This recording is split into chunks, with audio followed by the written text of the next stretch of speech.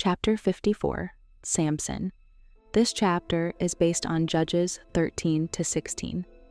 Amid the widespread apostasy, the faithful worshippers of God continued to plead with him for the deliverance of Israel. Though there was apparently no response, though year after year the power of the oppressor continued to rest more heavily upon the land, God's providence was preparing help for them. Even in the early years of the Philistine oppression, a child was born through whom God designed to humble the power of these mighty foes. On the border of the hill country overlooking the Philistine plain was the little town of Zorah. Here dwelt the family of Manoah of the tribe of Dan, one of the few households that amid the general defection had remained true to Jehovah. To the childless wife of Manoah, the angel of Jehovah appeared with the message that she should have a son through whom God would begin to deliver Israel.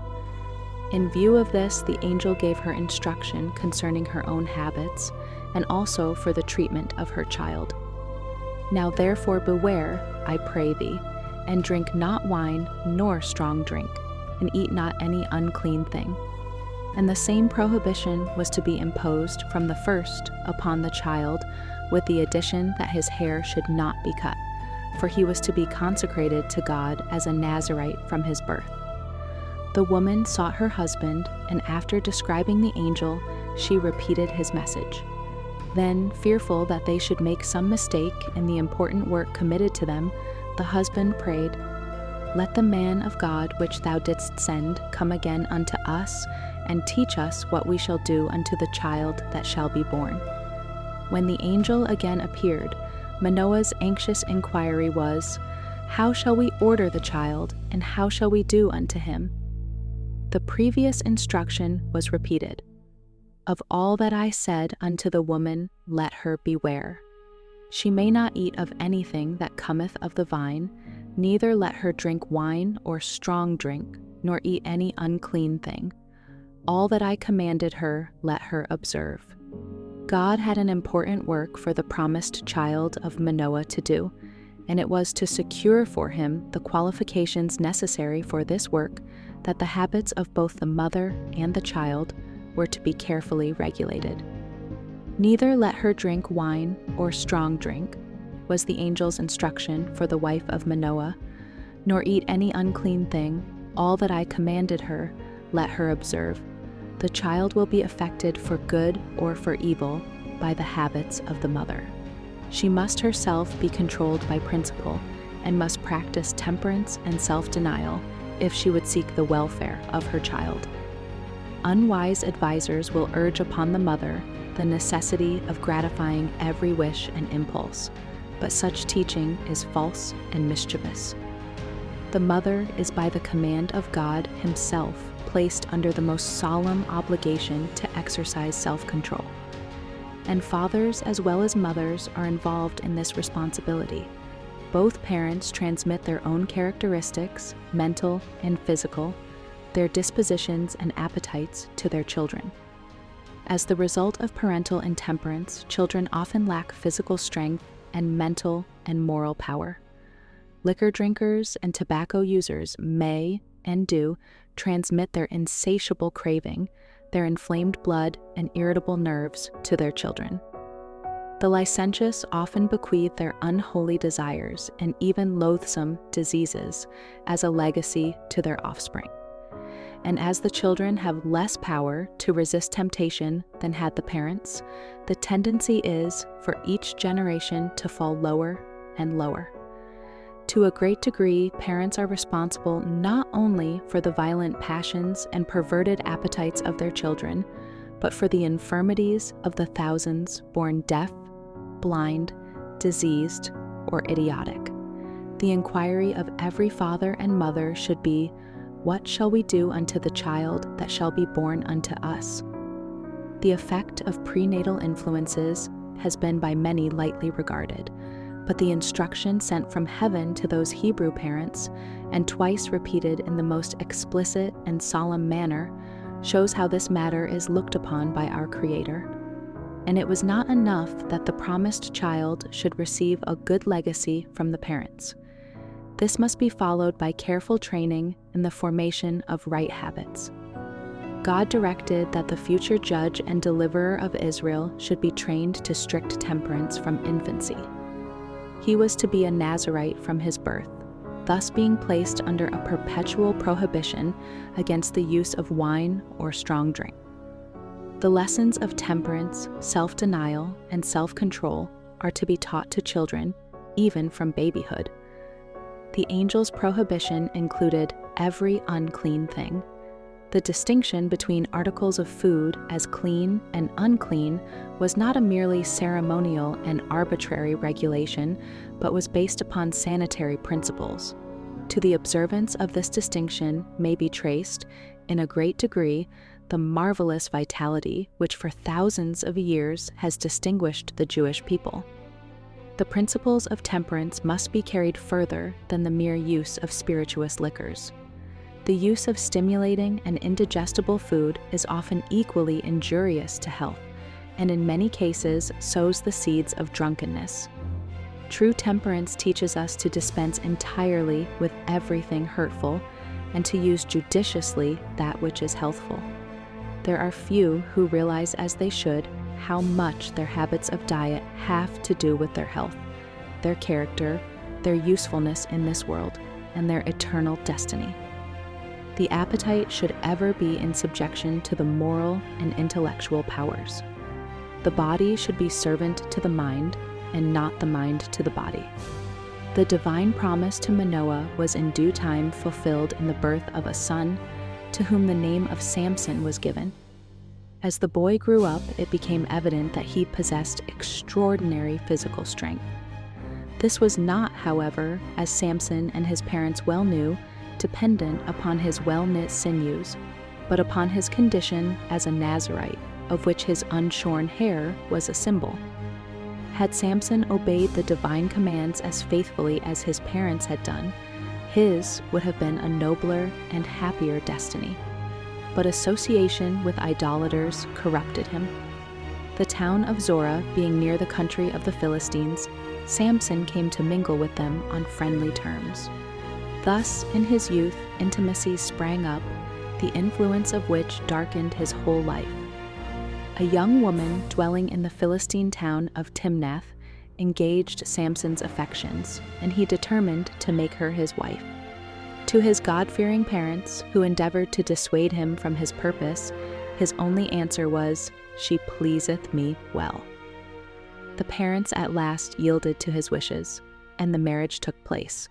Just as he was entering upon manhood, the time when he must execute his divine mission, the time above all others when he should have been true to God, Samson connected himself with the enemies of Israel. He did not ask whether he could better glorify God when united with the object of his choice, or whether he was placing himself in a position where he could not fulfill the purpose to be accomplished by his life. To all who seek first to honor him, God has promised wisdom, but there is no promise to those who are bent upon self-pleasing. How many are pursuing the same course as did Samson? How often marriages are formed between the godly and the ungodly because inclination governs in the selection of husband or wife. The parties do not ask counsel of God, nor have his glory in view. Christianity ought to have a controlling influence upon the marriage relation, but it is too often the case that the motives which lead to this union are not in keeping with Christian principles.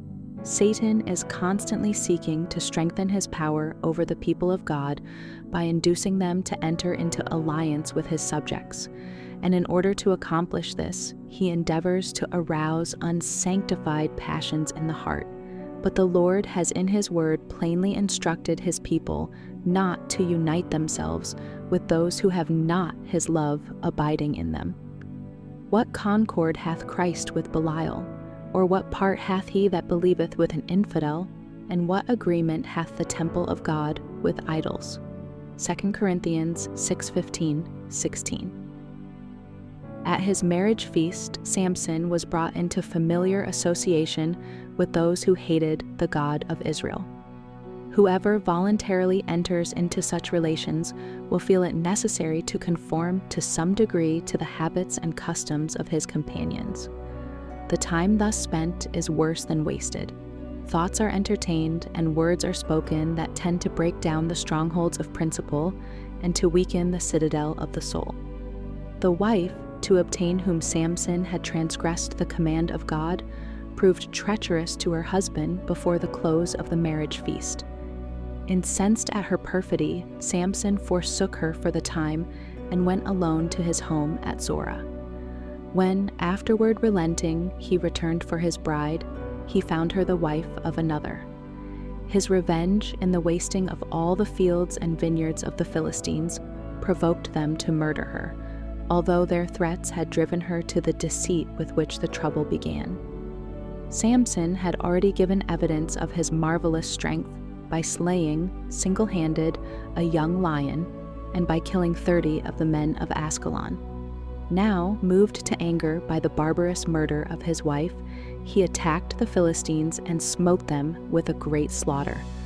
Then, wishing a safe retreat from his enemies, he withdrew to the rock Etam in the tribe of Judah.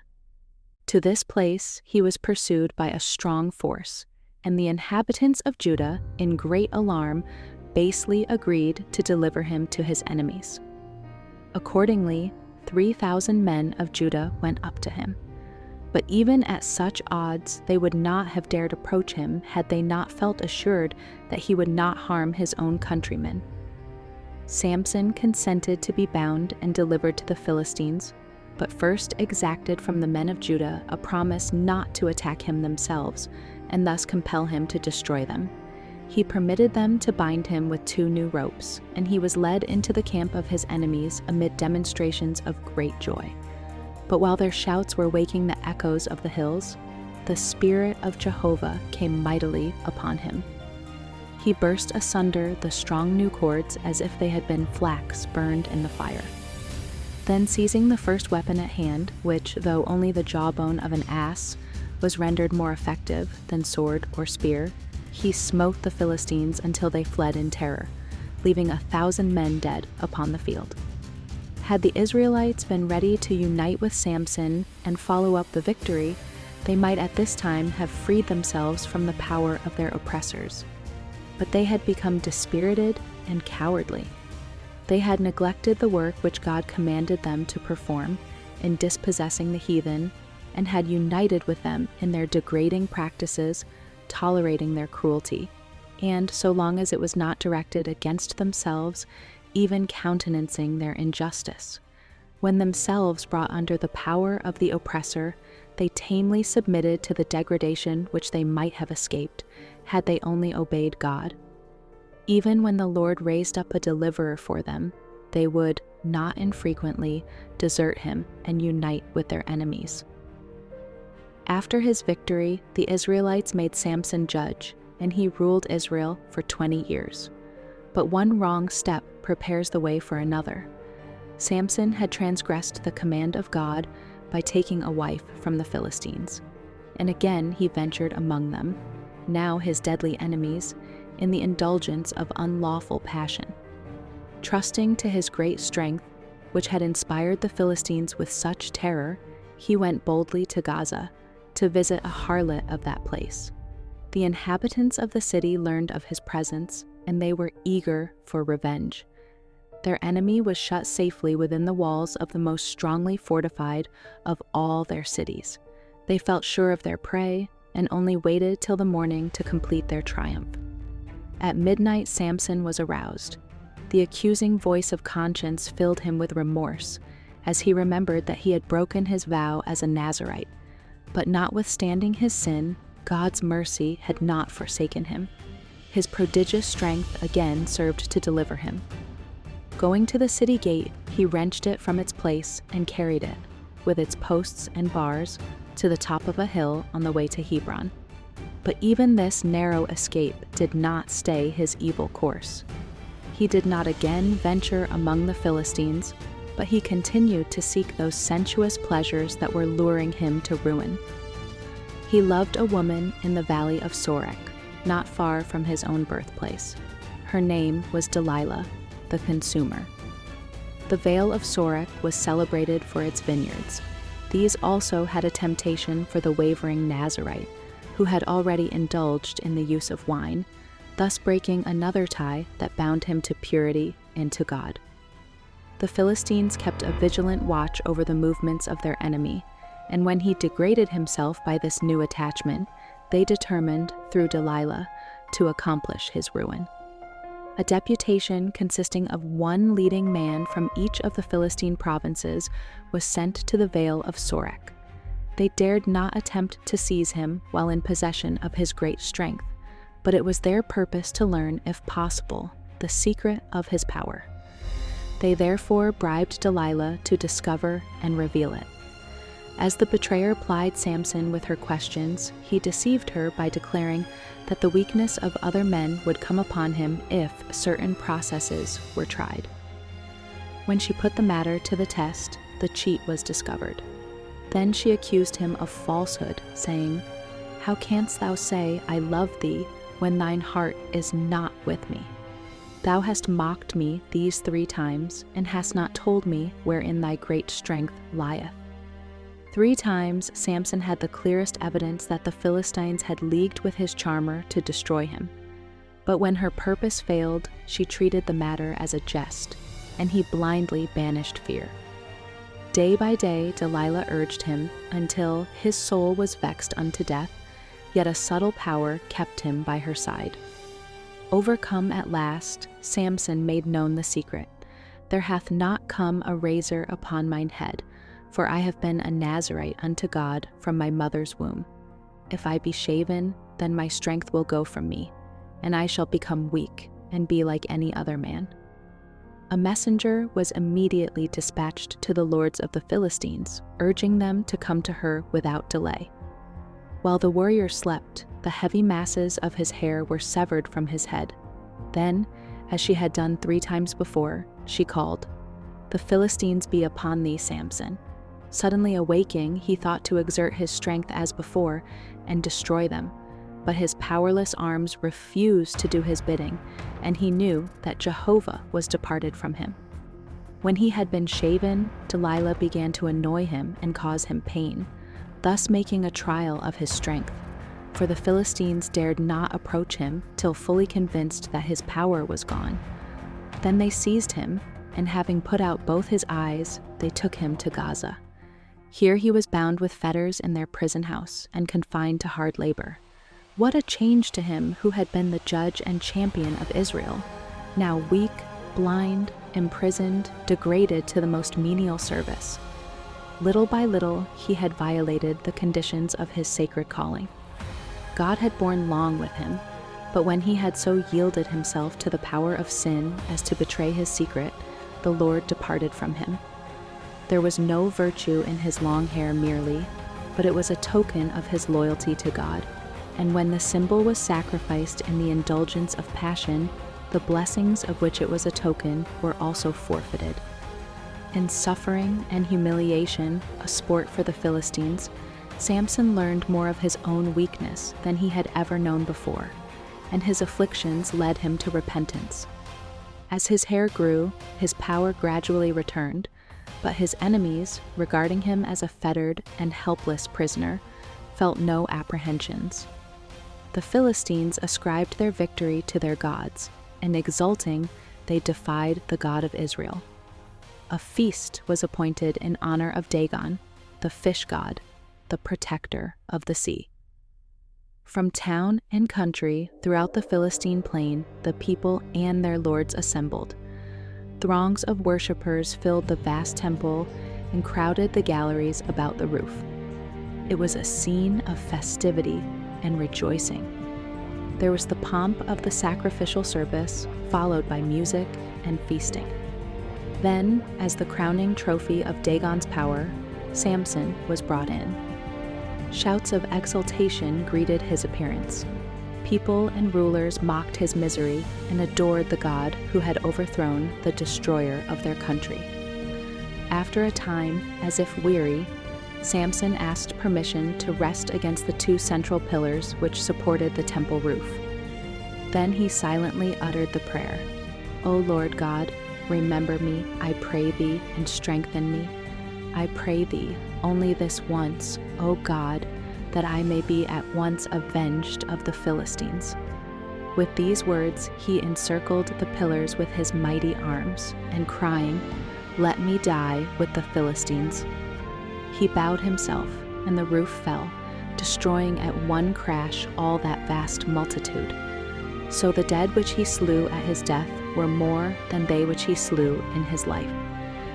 The idol and its worshippers, priest and peasant, warrior and noble, were buried together beneath the ruins of Dagon's temple. And among them was the giant form of him whom God had chosen to be the deliverer of his people. Tidings of the terrible overthrow were carried to the land of Israel, and Samson's kinsmen came down from their hills, and unopposed rescued the body of the fallen hero. And they brought him up and buried him between Zorah and Eshtal in the burying place of Manoah his father. God's promise that through Samson he would begin to deliver Israel out of the hand of the Philistines was fulfilled. But how dark and terrible the record of that life which might have been a praise to God and a glory to the nation. Had Samson been true to his divine calling, the purpose of God could have been accomplished in his honor and exaltation. But he yielded to temptation and proved untrue to his trust, and his mission was fulfilled in defeat, bondage, and death. Physically, Samson was the strongest man upon the earth, but in self-control, integrity, and firmness, he was one of the weakest of men.